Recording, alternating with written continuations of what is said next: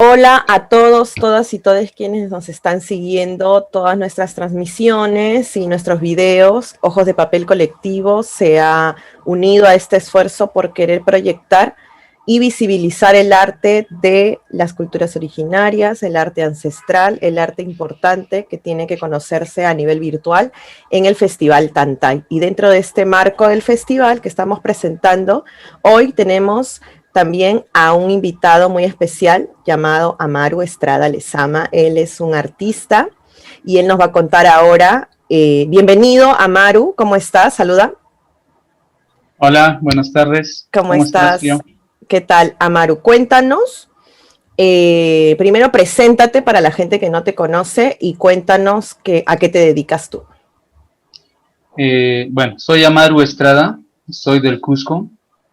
Me dedico al trabajo de ebanistería, soy ebanista, artesano en madera.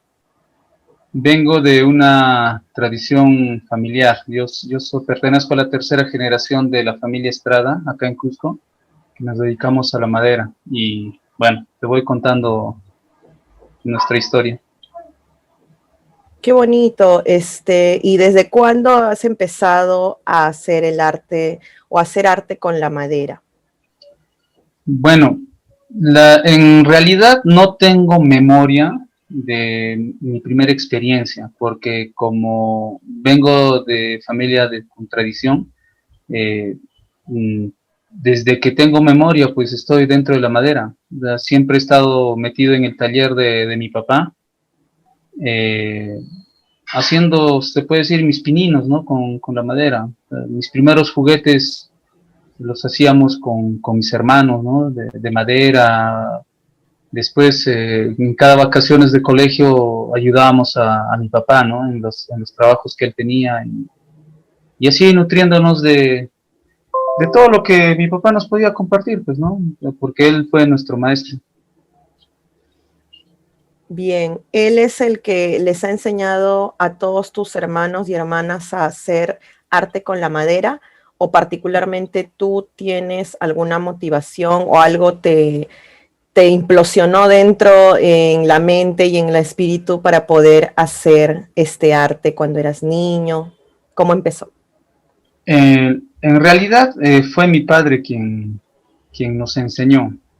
Eh, Quizás no con la motivación de que este sea el arte a que nos dediquemos, ¿no? Que sea parte de nuestra vida. Quizás solo como una forma de desarrollo temprano, como inculcarnos el arte familiar y en algún momento también como apoyo, ¿no? Al taller, ¿no? A la elaboración de los trabajos. Eso fue para todos mis hermanos por igual. Y particularmente, bueno, yo me dedico a esto porque me gustó desde un principio y hasta hoy, que sigo desarrollando ya mi propia técnica, se puede decir, ¿no? Desde hace algún tiempo. Y tu propia técnica hace un tiempo, pero ¿con qué técnicas empezaste cuando eras niño? O sea, empezabas como a ayudar en el Ujú. taller de la madera, pero tú empezaste, ¿cuándo te empezó ese momento en el que tú dices, oye, voy a hacer algo nuevo, ¿no? Voy a poner de mi parte, mi sensibilidad, mi ser, mi Ujú. espíritu en esto y Eh, se haga diferente al trabajo del resto a tu alrededor? ya.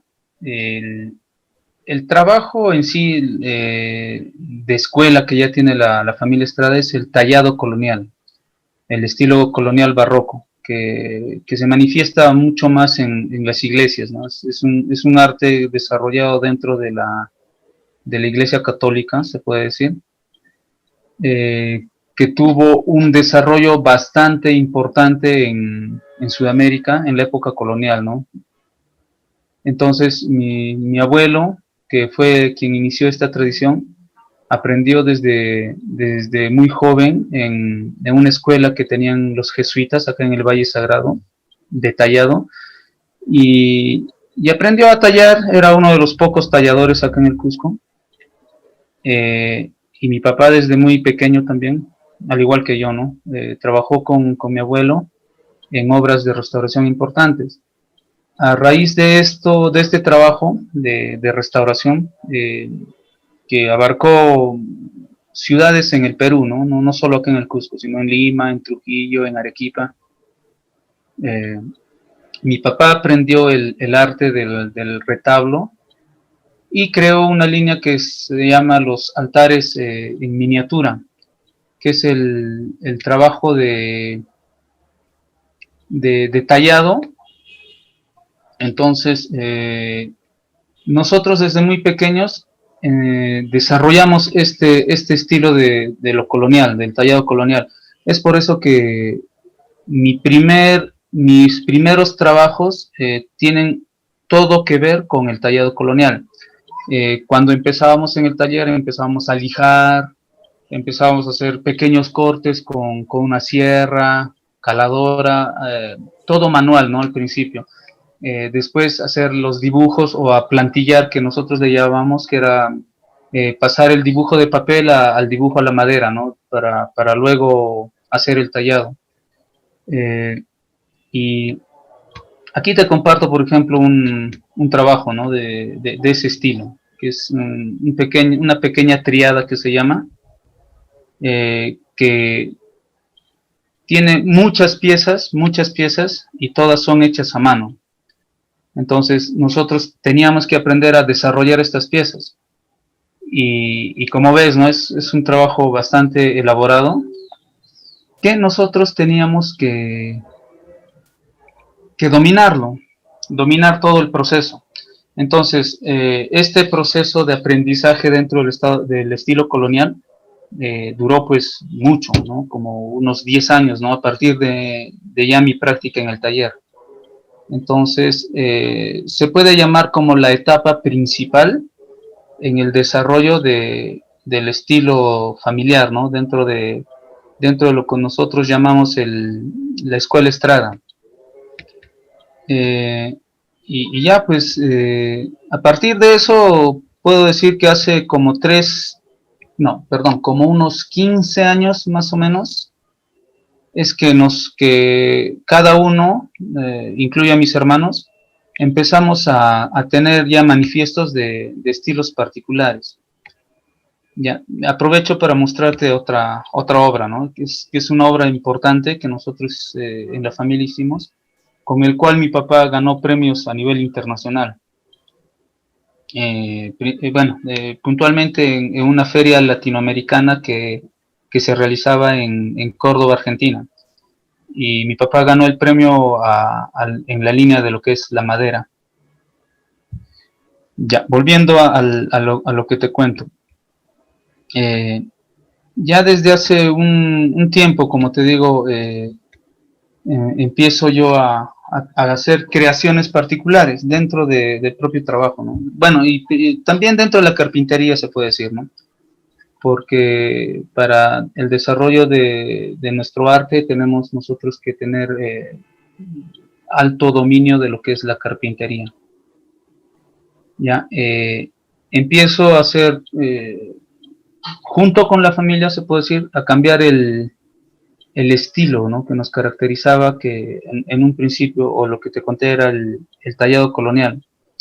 Y decidimos hacer un cambio total, porque nos dimos cuenta que el tallado colonial, si bien es algo representativo, ¿no? Acá en Sudamérica, el colonial barroco, no nos terminó por identificar, porque era un arte que desde un principio pues habíamos importado, ¿no? de Europa, ¿no? Gracias a la llegada de los españoles, que de alguna manera nosotros sabemos que nos impusieron ciertas cosas, ¿no? Y dentro de esas estaba el hecho de que nosotros como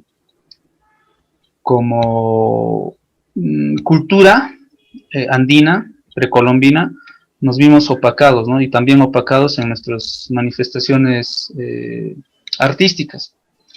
Entonces, quisimos un poquito identificarnos más con lo nuestro, y vimos en la historia, ¿no? Lo poco de historia que tenemos, ¿no? Lo poco documentado.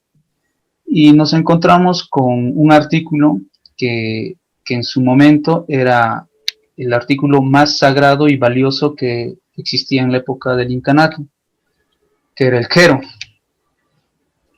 Entonces empezamos a investigar y buscando documentación de personajes acá estudiosos, arqueólogos, que ya habían hecho ya algunos estudios sobre el quero. No muy desarrollados porque lastimosamente no tenemos pues archivos, ¿no? De lo que se vivió antes de la colonia. Solo testimonios que han ido viajando de boca en boca, ¿no? Que en el tiempo han ido cambiando quizás y no son reales, ¿no? A lo que fue hace más de 500 años.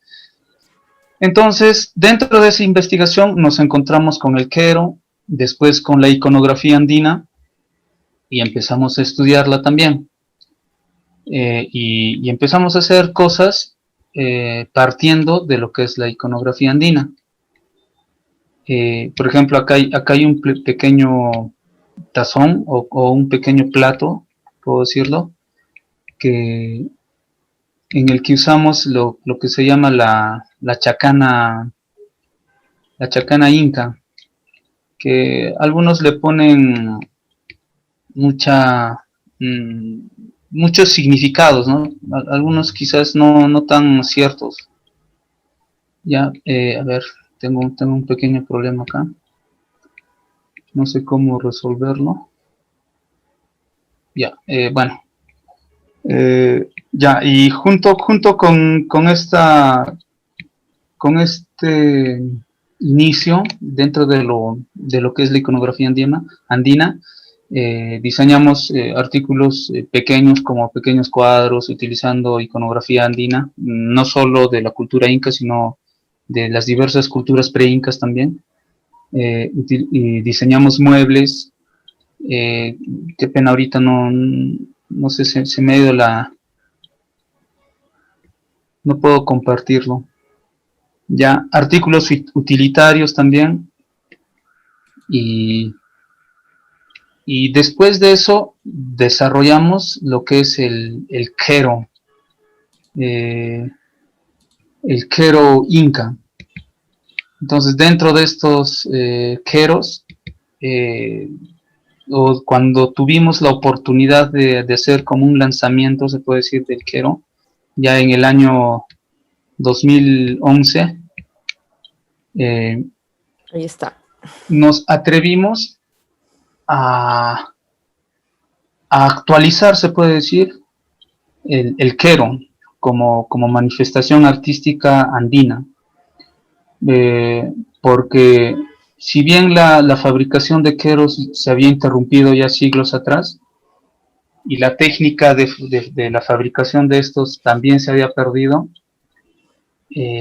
nosotros quisimos revalorar el quero, pero sin cambiarle el concepto, la esencia, que como te contaba era el artículo más valioso en la época inca. Nosotros quisimos actualizarlo, se puede decir, por eso es que al quero que nosotros desarrollamos le llamamos el quero contemporáneo, porque si bien nosotros no hemos hecho la creación del quero como artículo, tampoco hemos creado lo que es la esencia o el concepto del quero.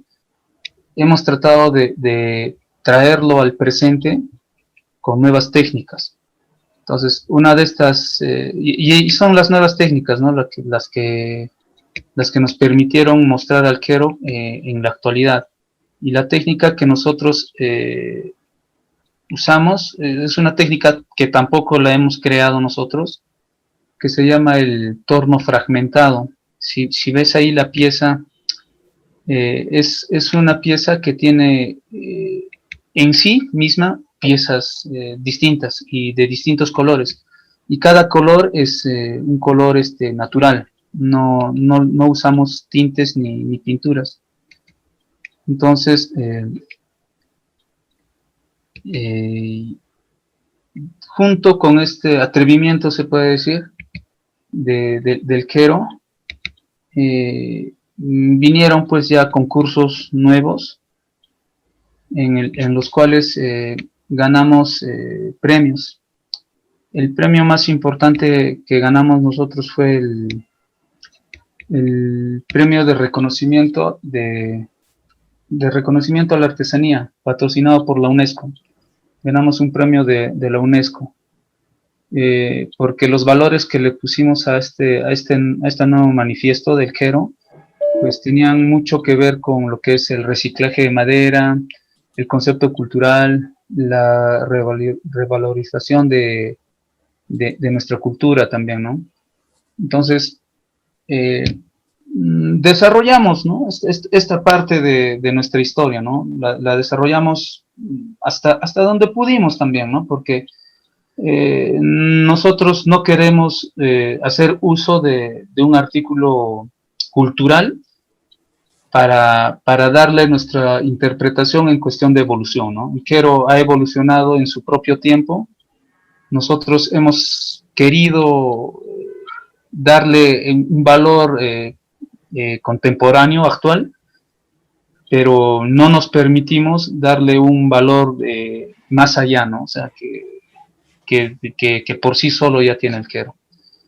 El Quero, pues, en la época inca era el objeto más sagrado que tenía cada habitante, ¿no? Incluido el inca, porque era un artículo que, bueno, a propósito, los Queros se fabricaban por pares, y a eso se le llama el yananti. El yananti es como la pareja que representa el equilibrio. Podemos hablar dentro del misticismo andino, ¿no? El equilibrio que se observa en todo, ¿no? El día y la noche, hombre y mujer, arriba y abajo. Entonces, para el misticismo andino, o la religión andina también, que se puede decir, el equilibrio era uno de los factores más importantes. Todo tenía que estar en perfecto equilibrio. Nada podía existir sin su yananti, sin su par. Entonces los Queros tenían su yananti. El yananti tenía que ser, si eran Queros de metal, tenían que tener o el metal tenía que venir de la misma veta, por ejemplo, ¿no? Si era de madera, tenía que venir del mismo tronco, las dos piezas. Y eso se usó desde la creación, ¿no? de los Queros, que fue en la cultura tiahuanaco. Los incas ya asumieron al Quero ya como objeto, ya creado. Pero le sumaron el valor extra del compartir y de la conexión directa con el dios Inti, con el dios Sol. Porque mediante el Quero, el inca, en la ceremonia del Inti Raymi, por ejemplo, mediante el Quero, el inca brindaba con su padre Sol, usando los Queros, los dos Queros y la chicha, obviamente. A su vez, cada familia incaica, se puede decir, tenía un par de Queros. Estos Queros eran mucho más sencillos, ¿no? No eran ni de metal ni de oro, eran de madera generalmente, pero también en yananti, en pares. Entonces, cada vez que había alguna ceremonia importante, incluido la época de siembra, de cosecha, por ejemplo, los pagos a la tierra, las fiestas, cada familia agarraba un Quero y lo ponía en un lugar importante de la casa, y agarraba el otro Quero que lo vertían con chicha, igual que el Quero que estaba ahí puesto en un lugar especial, y brindaban. Entonces el Quero con el que brindaban era el Quero para el compartir familiar, y el otro Quero que estaba posicionado en un lugar importante era el Quero que representaba el compartir con el Inca. Entonces, de esa manera, los ciudadanos, el incanato, celebraba con el Inca. Y el Inca, a su vez, en una ceremonia importante como el Inti Raymi, te decía, brindaba con el dios Sol. Entonces, esa conexión religiosa que había entre los Queros era lo que le daba valor a este objeto, ¿no? A esta vasija. Y ahí la historia ya cuenta que cuando los españoles llegaron se dieron cuenta de esta conexión que los incas tenían con su deidad, que la llamaron, pues, bueno, era herejía pura, ¿no? Para los españoles. Entonces decidieron quemar y desaparecer los queros. Por eso es que hay pocos restos o pocas piezas de queros originales que existen. A pesar que se cuenta y se dice que había un par de queros en cada casa, ¿no? Familiar. Entonces, ahí fue cuando la fabricación de queros, de ser objetos netamente incas y con un propósito religioso, pasaron a ser objetos ya con contenidos de sincretismo, porque los queros coloniales ya eran pintados, e incluso habían ya escenas con españoles, escenas incas, y algunos queros ya tenían hasta la forma de un cáliz, que era la representación de la comunión en la religión católica. Entonces, ahí fue pues cuando la fabricación de los queros se interrumpió. Ya, y volviendo al presente, nosotros agarrando este concepto, quisimos revalorar al quero, ¿no? Con el quero contemporáneo. Qué interesante toda la información que me acabas de dar. En realidad, para alivianar un poco toda esta conversación sobre arte, he notado que hay bastante sincretismo dentro de la sociedad, dentro de las creencias religiosas, y creencias en general, y también, por ende, dentro del arte en el Cusco. ¿Tú podrías comentarme algo al respecto de esto? Por supuesto que sí. Podría decir que el 100% de las manifestaciones artísticas en el Cusco, si hablamos del Cusco, tienen contenido sincrético, o de sincretismo, porque sabemos bien que cuando los españoles llegaron, lo primero que hicieron fue imponernos la religión. Entonces, sabemos también que las culturas a nivel mundial tienen bastante o relación directa de sus artes con sus ideologías y creencias. Entonces no era algo diferente pues en la época precolonial, ¿no? Antes de la colonia, porque ya vemos en los museos, en libros, cómo es que eran las manifestaciones religiosas en la cultura inca y pre-inca. Entonces, lo que ahora como desarrollo artístico andino, se puede decir, o del Cusco, necesariamente y absolutamente, pues, es una mezcla. Si bien desde hace un tiempo, desde los años 40, 50, se ha ido revalorando un poco más lo que es lo netamente andino, se puede decir, y tratando de recuperar lo que en su momento era lo original, ¿no? Cosa que personalmente creo que es imposible porque no tenemos, no tenemos relación directa con la historia de nuestros antepasados, ¿no? Y mucho menos de forma artística. Si bien nosotros hemos tenido un intento de darle valor al quero en tiempos actuales, no tenemos la información, no tenemos las técnicas como para continuar el desarrollo del quero, ¿no? Como objeto. No podemos. Lo único que podemos hacer es hacerle como un homenaje, se puede decir, ¿no? Dándole nuestra propia esencia artística al quero, mostrando lo que hemos podido mostrar. Pero manifestar algo desde sus orígenes hasta hoy, pienso que es muy difícil. Y sobre todo cuando está muy arraigado lo colonial, pues, ¿no? Lo colonial, porque si hablamos de arte en el Cusco o en el Perú, parte pues de lo colonial. O sea, y lastimosamente después de eso no hemos sabido, los artistas, no hemos sabido crear tendencias artísticas como en otros países, ¿no? Dentro de la pintura, dentro de la música.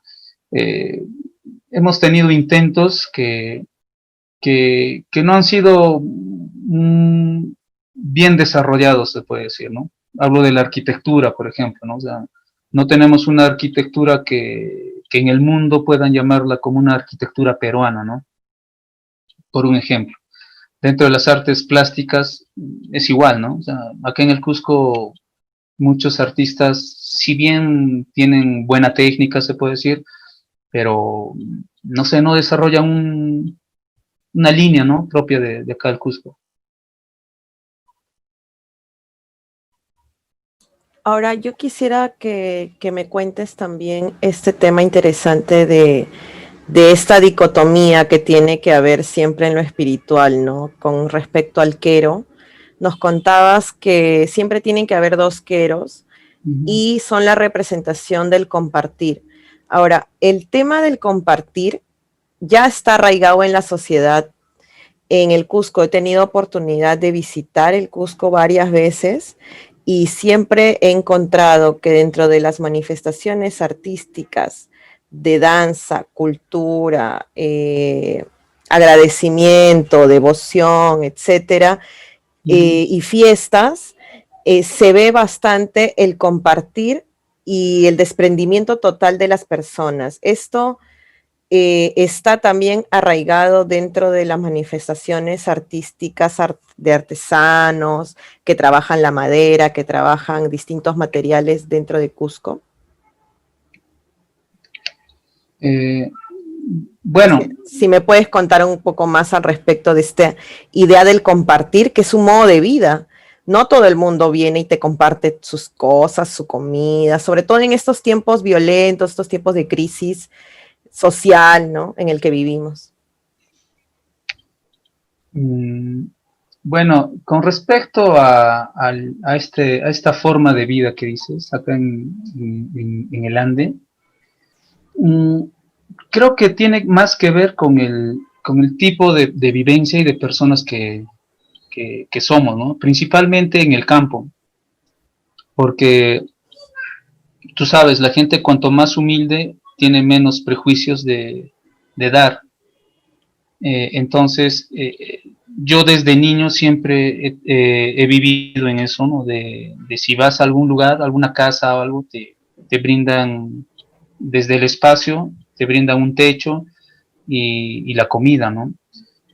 Creo que es un principio social que tenemos acá en la sierra, el no resistirnos al dar, ¿no? O sea, el ser siempre gustosos de compartir lo que uno tiene.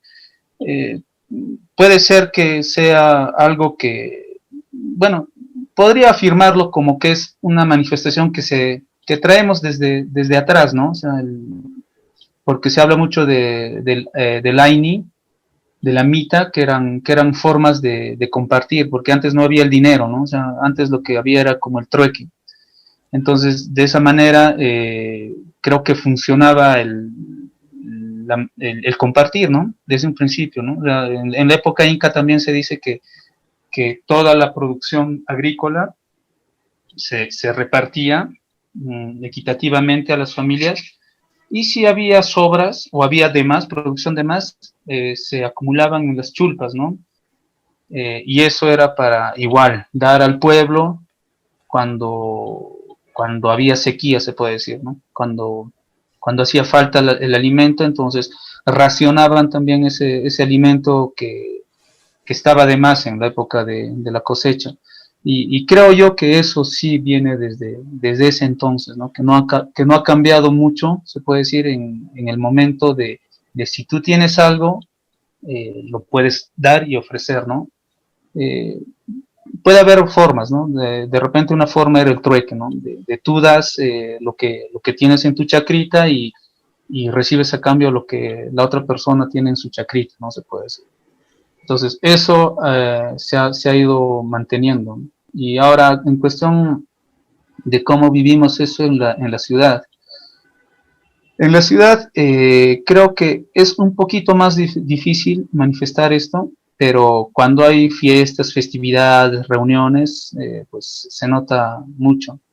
Y si notamos, y si hablamos del quero, por ejemplo, como un artículo que representa mucho esto del compartir, pues creo que bueno, no creo, yo lo he hablado con muchas personas y este ejercicio que hemos tenido, esta costumbre que tenemos en el Cusco, en la sierra y creo que a nivel nacional, eso de tomar en un mismo vaso, eso viene pues de una tradición del quero, porque el quero era un vaso que se llenaba de chicha y si yo tenía mi quero lleno de chicha, pues yo le daba un sorbo y lo pasaba a la persona que estaba al lado y así todos compartíamos de un mismo quero. La tradición o la costumbre que tenemos de tomar de un solo vaso es a raíz de eso. Se habla mucho de eso acá en el Cusco y bueno, sin tener pruebas en archivo, eh, podemos afirmar nosotros que es lo que nos ha quedado del quero, pues, ¿no? El compartir. Qué bonito esto del compartir. ¿Y qué otras manifestaciones, así como el compartir, que es todo esto, esta forma de vida que se ha arraigado en la sociedad y a través del quero, que ya es un artículo artístico que ustedes están desarrollando a través del tiempo, ¿qué otro tipo de manifestaciones han desarrollado dentro de las artesanías, dentro del trabajo de la madera, dentro del trabajo de escultura, dentro de todo este tipo de trabajo? ¿Qué otras manifestaciones han investigado? Ya. Dentro de, ya te contaba dos etapas, ¿no? La etapa colonial o del barroco colonial y la etapa de lo que es el tocapu y los queros. Eh, Estas dos etapas las desarrollamos en familia, como un grupo familiar, como una empresa familiar. Ya, desde hace unos 6 7 años, como que interrumpimos este proceso de manifestación familiar, puesto que cada uno de los integrantes ha ido tomando su propio camino, su propio estilo, se puede decir, ¿no? Y en mi caso también me tocó. Yo tuve algunos conflictos, se puede decir, de concepto con respecto al arte y más directamente relacionado a lo económico, ¿no? O sea, que en el Perú principalmente, no así en otros países. Vivir del arte es toda una aventura que si bien te nutre el espíritu, pues te las hace difíciles, ¿no? Dentro de una sociedad y ahora consumista todavía, ¿no? Entonces, por mi parte, me he desarrollado dentro de la ebanistería, haciendo muebles, haciendo artículos utilitarios, ¿no? Para el hogar. Y en cuestión de lo que es lo artístico, he estado investigando mucho y he empezado a hacer joyas en madera, anillos, aretes, eh, haciendo un desarrollo, ¿no? Bueno, esperando que en un futuro esto me dé cierta estabilidad económica también, ¿no? O sea, es un proyecto que está en proceso de maduración. También tengo otras ideas que en un futuro espero sorprender a muchos y ya, pues darle ya mi propio nombre y tratar de continuar con la tradición, pero ya con otro camino, ¿no? En otro camino. Qué bonito. Yo creo que lo vas a lograr porque cada artista es una aventura nueva por explorar, creo. Y si ya se viene desarrollando desde pequeño como tú, entonces ya es como que has pasado etapas, procesos de tu vida con la sociedad y tu vida entrelazada con el arte. ¿Y qué quieres manifestar, no? ¿Qué quieres decir? Porque eso es lo que los artistas hacemos, ¿no? Hacemos algo, un producto para que, a ver qué puede manifestarle a otros, ¿no? Y muéstranos a ver de repente tienes algunas imágenes allí de más trabajos que quieras mostrar de repente. A ver, mira, esto por ejemplo es una idea de lo que hago yo. Es un A anillo ver. de madera que tiene una pequeña piedrita. Entonces, fue un trabajo dentro del proceso cuando solo utilizaba madera. Después me atreví a hacer combinaciones con metal y una de las cosas que salió fue este par, por ejemplo, que es madera con plata. Ya, este parcito es en nogal y el nogal es la madera oscura y es en ciprés, la madera clara. Son materiales Eh, nacionales, ¿no? Son materiales de aquí. Completamente nacional, sí. Bravas. Son netamente de acá. Después, gracias al apoyo de algunos amigos que me hacían pedidos, logré hacer un par de anillos con oro y con resina epóxica. Este es un par de anillos que son ya de matrimonio, ¿no? O sea, tienen un significado ya mucho más fuerte, se puede decir. Y hay distintos modelos. No sé por qué ahora no los estoy encontrando. Ah, ya, este por ejemplo. Eh, este es un anillo inspirado en una hojita de queuña, de chachacomo. ¿Qué hojita es Eh, esa? A ver, cuéntanos. es una hoja de chachacomo. Chachacomo es un árbol nativo de acá del Cusco, o de la sierra, no necesariamente del Cusco. Luego también otro tipo de hojas, ¿no? Talladas.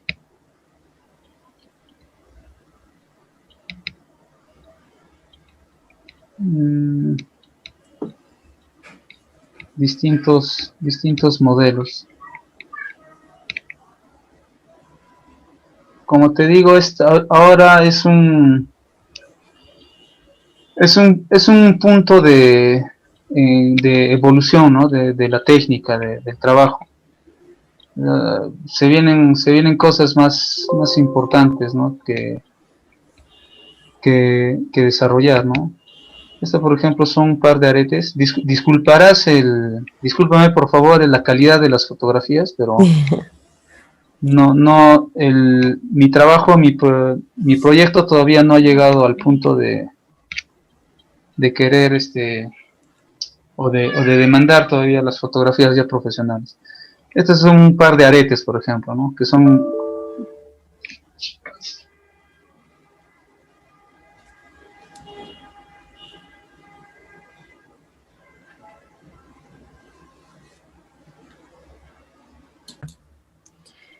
Bueno, Maru, voy a mostrar lo que he encontrado por acá, que es esta expo. ¿Se ve? Sí. Ya, esta expo de los Queros, el Perú Gift Show 2016. ¿En qué consistió esta expo? Porque había un montón de queros acá, hermosos. Ya, bueno, fue una invitación del Ministerio de Cultura a raíz del premio que ganamos con el Quero, este premio de reconocimiento de la UNESCO a la artesanía. El Perú Gift Shop es como un evento que organiza el Ministerio para buscar la exportación. Entonces ahí es donde nosotros mostramos lo que teníamos, el arte de los queros, a empresarios de todas partes del mundo que venían a buscar piezas, ¿no? para exportar o para importarlas en su caso. Entonces fue en Lima, una bonita experiencia. Como siempre pasa, pues gustó mucho nuestro producto, ¿no? Todo elaborado en madera, cero tintes, todo era color natural. Y ya pues fue un éxito. Cuéntame también de lo que significa la chacana, porque me acuerdo que ibas a contarnos. Es que la chacana Veo le acá dan, la chacana en varios ajá, queros, mira. a a la chacana le atribuyen varios significados, ¿no? Desde que es la representación de la Cruz del Sur, eh, bueno, y que también era como un símbolo de guerra, se puede decir. Bueno, también dicen que representa los tres mundos, eh, el mundo de arriba, el mundo de acá y el mundo de abajo, ¿no?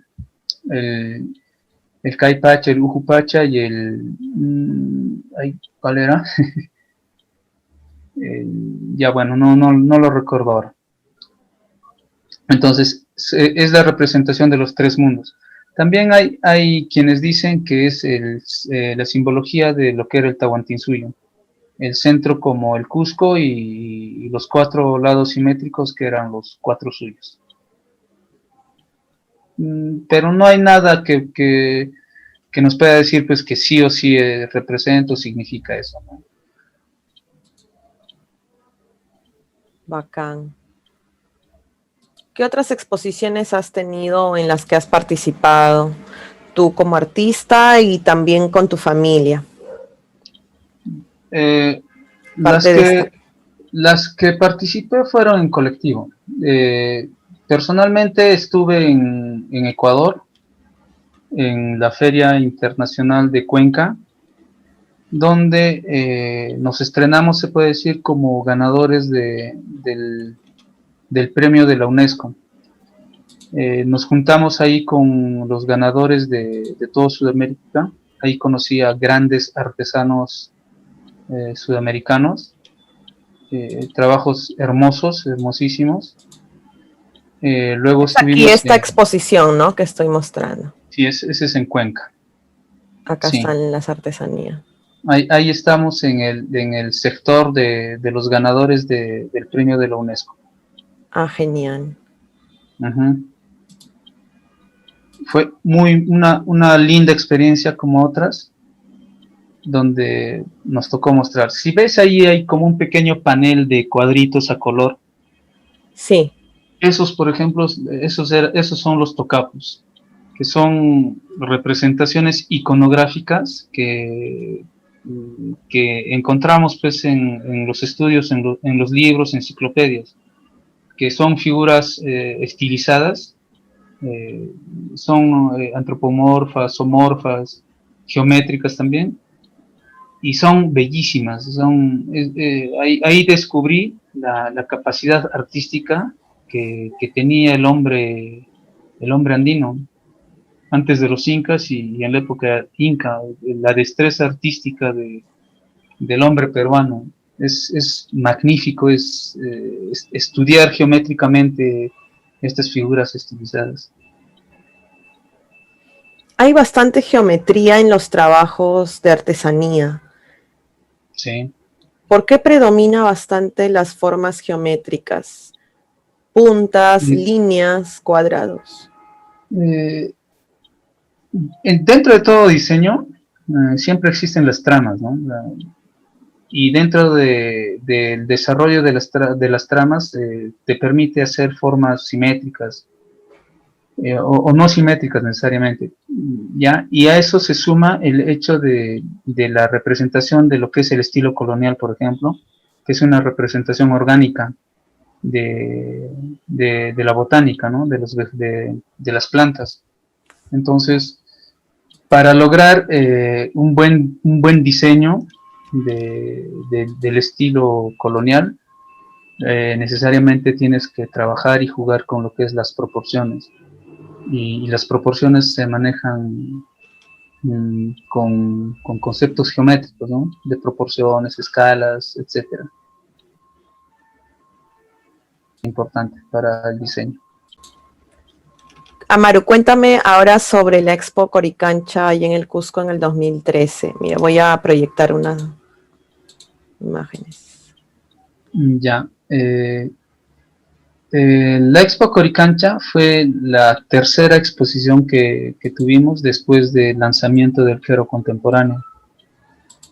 Habíamos tenido la presentación en el Scotiabank, acá en su sala de exposiciones.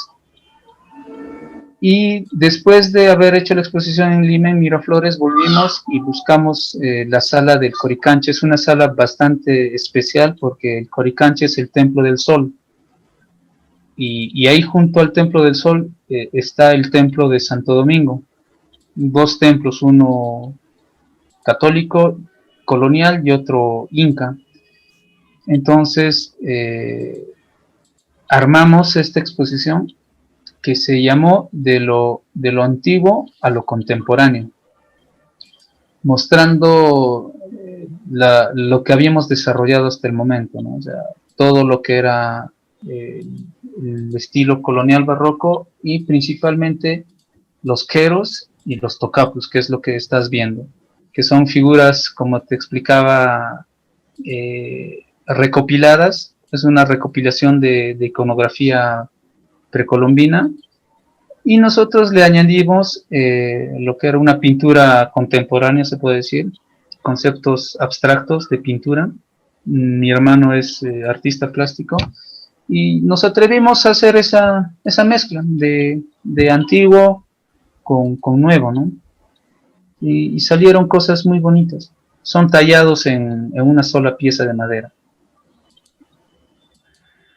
Tienen bastante color, a Sí, diferencia de los queros que son como claro, grises. claro, los tocapus son policromados, utilizamos pintura, mientras que los queros no tienen pintura. Los queros solo jugamos con lo que es colores naturales de la madera, distintos tipos de madera. Ahí estamos mostrando el sello, ¿no?, que nos caracteriza, el 7E, porque somos 7 hermanos Estrada.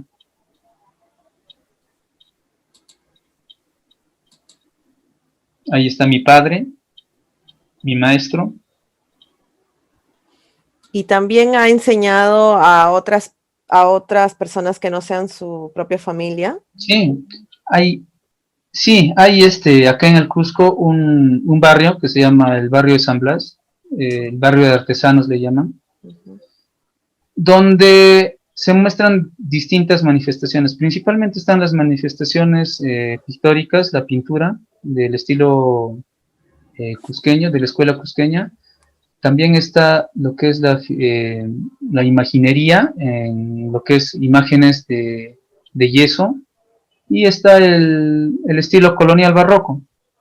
Mi padre, cuando ya había creado el estilo de los retablos en miniatura, tuvo muchos discípulos a quienes les enseñó este trabajo. Ya pues a sus discípulos también les tocó volar y hacer sus propios talleres. Entonces, muchos de los talleres que están en San Blas del tallado tienen pues como maestro a mi padre. O sea, y principalmente se nota en el estilo del tallado, ¿no? Los elementos que nosotros como Estrada utilizamos en el diseño del tallado. Y ver también, ¿no?, cuando hay otros talladores que siguen haciendo los retablos en miniatura, ¿no? ¿Pero los retablos son de Ayacucho o de qué parte son? No, los retablos tallados, acá en el Cusco le llamamos a estas portadas de las iglesias, los altares de las iglesias que están tras de los púlpitos, o digo, el altar principal, la parte principal de cada iglesia. Aquí te voy a mostrar una imagen. A ver. Esto, por ejemplo, es un tallado colonial. A ver un ratito. Este es un retablo en miniatura. Ah, Este es el retablo al que yo me refiero, no los retablos ayacuchanos, que son sí distintos. Esta pieza mide 1,30 m por 90 centímetros. Es bastante grande. La pintura que observas ahí es de estilo colonial, digo, del estilo de la escuela cusqueña, perdón. Entonces, esta pieza es como una recreación en miniatura de lo que son los altares reales, ¿no? Que son piezas pues, que miden 20 metros, 25 metros, ¿no? Que son cosas gigantes. Entonces te contaba que mi padre que mi abuelo junto con mi padre viajaron por todo el Perú, tuvieron un periplo bastante largo, haciendo las restauraciones de estas piezas en las iglesias, los retablos. Entonces ahí conocieron, o mi padre conoció todo lo que es el arte de la retablería. Y para crear su propio estilo, su propia marca, él decidió tallar estos retablos en miniatura, en piezas pequeñas. El tallado es súper fino, es hecho a mano, todo es hecho a mano, y las pinturas también son hechas al óleo, fiel a lo que era la escuela cusqueña. Entonces, este tipo de trabajos ahora se pueden ver en el barrio de San Blas, con diferentes toques, se puede decir, o variantes, pero siempre partiendo de la creación de mi padre, que fue el retablo en miniatura. ¿Y cómo les ha afectado este año que ha sido de pandemia, que ha tenido restricciones? Lógicamente ha tenido restricciones a nivel de la salud también. Sabemos que sin la salud no podemos hacer arte, no podemos trabajar. Entonces, ¿qué tanto les ha afectado esta situación a ustedes como artistas, artesanos? Bueno, nos ha afectado directamente y en un 100% se puede decir, porque si bien nosotros dentro de nuestro desarrollo artístico hemos tratado de no tener eh, nexos directos con empresas grandes o con el Estado, siempre trabajando de manera particular, con una cartera de clientes o mediante exposiciones. Bueno, este año todo eso se cerró, todo eso tuvo una pausa bastante grande y larga. Entonces hubo un momento en el que no teníamos ingresos. Eh, También te contaba que el arte te da muchos frutos, pero menos el económico. Nosotros siempre nos apoyábamos dentro de lo que es el trabajo de carpintería, de ebanistería, haciendo muebles y demás. También eso se interrumpió. Algunos proyectos que yo tenía para elaborar piezas talladas o muebles tallados simplemente se cancelaron porque se canceló todo, pues simplemente, ¿no? O sea, el planeta sufrió pausa bastante grande. Yo, por ejemplo, me dediqué a cocinar, ¿no? Aprendí a cocinar y a hacer delivery para sustentar, ¿no? Estos meses difíciles, de alguna manera. Pero felizmente ya las cosas se están normalizando. El arte aún no está dando frutos, pero sí el trabajo de la ebanistería, ¿no? Pero sí ha sido, para el arte principalmente, ha sido un año muy, muy duro. Acá en el Cusco, que nosotros estamos directamente relacionados con lo que es el turismo, eh, ahora hablo por los demás, ¿no? Por el resto de artistas y artesanos en el Cusco, que sí, muchos la han pasado muy, muy mal porque su única fuente de ingreso era pues vender su artesanía en galerías de arte a turistas o directamente a los turistas, ¿no? Muchos artesanos suelen vender en la calle, ¿no? O sea, tener su puestito en una esquina o en los lugares donde hay restos arqueológicos, hay pequeños mercados donde los artesanos ofrecen su trabajo. Entonces todo eso simplemente ya no está, y me imagino pues lo duro que debe estar pasando a esa gente, ¿no? Y es algo, algo para lamentarlo, ¿no? O sea, que a uno lo pone triste. Bueno, personalmente, como te digo, yo me apoyo en el trabajo de la ebanistería. Mi desarrollo también está por ese lado. Y también tienes gente a quien les enseñas tú como maestro, o todavía no te animas a ir a vincularte en esta forma de vida, es que es ser maestro, enseñar a otros más jóvenes.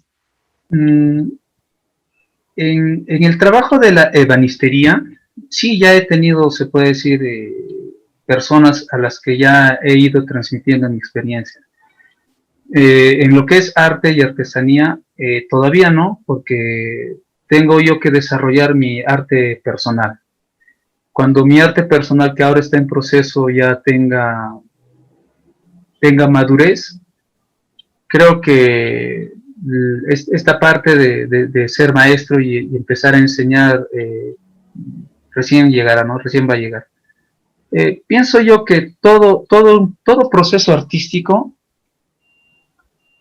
tiene una fluidez natural. O sea, cada expresión artística pues nace de una idea, ¿no? Y siempre uno tiene que empezar a plasmar, aprender a plasmar su idea. Y a partir de eso, creo que todo lo demás viene por añadidura, y incluyendo los discípulos, ¿no? Que espero en un futuro lleguen y sepan, o yo personalmente, principalmente sepa no guardarme nada, ¿no? Porque hay muchos maestros que no quieren compartir sus secretos, ¿no? O su experiencia. Personalmente yo sí, mira, me has hecho una linda pregunta. Me gustaría mucho, sí, compartir las cosas que he aprendido y las pequeñas cosas que he creado, ¿no? Sí, nosotros bueno, nosotras, las tres chicas que estamos detrás de Ojos de Papel Colectivo, pensamos que el arte es importante que se vincule con la educación. Jóvenes, chicos y chicas que estén viendo este video ahora mismo, que es para quienes estamos trabajando ahora, los artistas, las artistas, llevando estos mensajes, es justamente para que ellos y ellas se animen y pierdan el miedo, no crean de que o sea, que se van a morir de hambre tampoco, no van a morir olvidados, nada que ver. Si quieren hacer arte, háganlo de todas sus manifestaciones, porque tenemos miles de manifestaciones artísticas en las que pueden vincularse, y qué bonito agarrar el tema ancestral, el tema de historia de nosotros mismos para poder hacer arte. De repente quieras dar un mensaje para los más jóvenes, las más chicas, que ahorita están, bueno, que todo el sector educación ahora se ha paralizado y muchos tienen solamente el internet para contener sus emociones, prácticamente ahí están desbordando sus emociones. ¿Qué les podrías decir a esta gente? Porque justamente ellos y ellas son los que nos están viendo, van a ver este festival, van a estar detrás de todo lo que vamos a transmitir, lo que vamos a subir a YouTube, a Facebook, a Instagram. Entonces, ¿qué mensaje les podrías dar ya para despedirnos? Bueno, quiero agradecerte primero por este espacio, por la oportunidad. Y bueno, responsabilidad grande el escoger las palabras y, no sé, y un consejo para los más jóvenes. Si hablamos de arte, mi experiencia personal me lleva a decirles que es una manera hermosa de vivir. El arte te libera de muchísimas cosas, muchísimos prejuicios. El arte te ilumina la mente. El arte te hace ver al mundo de una manera distinta, más honesta. El arte te ayuda a ver al prójimo como un hermano, no como alguien distinto. Te ayuda a ver con las emociones, El arte te enseña más que otra cosa. El arte te enseña. El arte te muestra el camino también. Y si vemos las dificultades que arrastra el desarrollar arte, pues sí, puedes pasarla mal tal vez, ¿no? O bueno, no mal, la puedes pasar difícil, pero la pasas difícil con el corazón lleno, pues. La pasas difícil con la mente limpia, con la mente lúcida. Y creo que a la larga no es pasarla bien, es vivir mejor, vivir más limpiamente, más, no sé, más honestamente y creo que el camino de la vida es esa, ¿no? Vivir bien, vivir con alegría y ver al mundo y querer un mundo mejor, ¿no? Y poner un granito de arena mediante tu manifestación artística para que un mundo mejor venga y crear, ¿no? Cosas mejores para un mundo. Que sigan adelante, que crean en sus ilusiones, que no se rindan y que cada cosa que les toque hacer, sea cual sea, siempre lo hagan de corazón y lo hagan bien. Creo que es ahí está el secreto, porque si haces cosas buenas, solo cosas buenas van a venir a ti. Sí, eso es cierto. Muchas gracias, Amaru. Y bueno, gracias a todos y todas quienes van a ver esto. Cuídense. Chao, chao. Seguimos. Gracias. Chao.